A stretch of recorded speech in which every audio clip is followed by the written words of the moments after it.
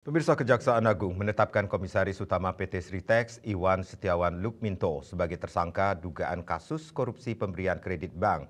Selain Iwan, Kejagung juga menetapkan dua orang tersangka lainnya, yakni Zainuddin Mapa selaku Direktur Utama Bank DKI tahun 2020 dan Diki Syahbandinata selaku pimpinan Divisi Komersial dan Korporasi Bank BJB.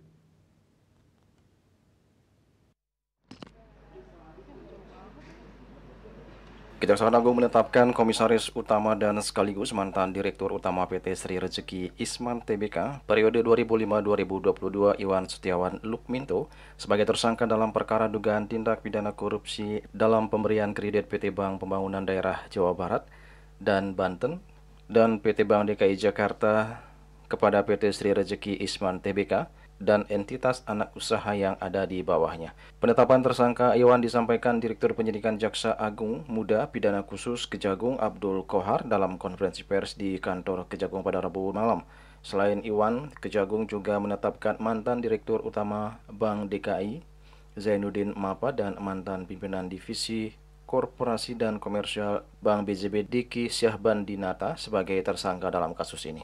Kohar menjelaskan dalam kasus ini PT Sritex menerima fasilitas kredit dari 4 bank plat merah, yakni Bank DKI, Bank BJB, Bank Jateng, serta Bank Sindikasi yang terdiri dari BRI, BNI, dan LPEI dengan total kredit mencapai 3,6 triliun rupiah. Kohar menjelaskan dalam perkara ini, Zainuddin dan Diki diduga memberikan kredit kepada PT Sritex secara melawan hukum karena tidak didasari analisa yang memadai dan tidak mentaati prosedur serta persyaratan yang telah ditetapkan.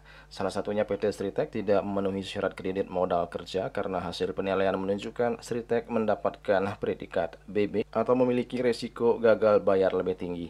Pemberian kredit ini pun dinilai melanggar standar prosedur operasional bank, undang-undang perbankan, serta penerapan prinsip kehati-hatian.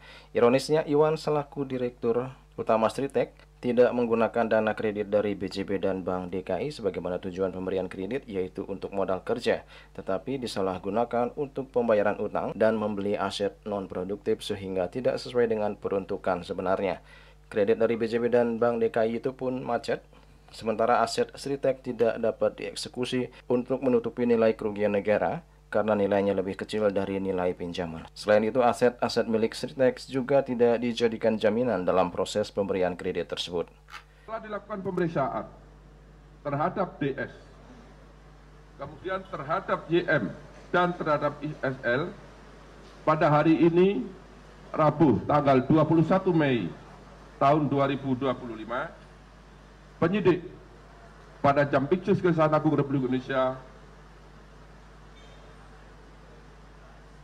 menetapkan 3 orang tersebut sebagai tersangka karena ditemukan alat bukti yang cukup telah terjadi tindak pidana korupsi dalam pemberian kredit PT Bank Pembangunan Daerah Jawa Barat dan Banten serta PT Bank DKI Jakarta kepada PT Sri Rezeki Isman Tbk.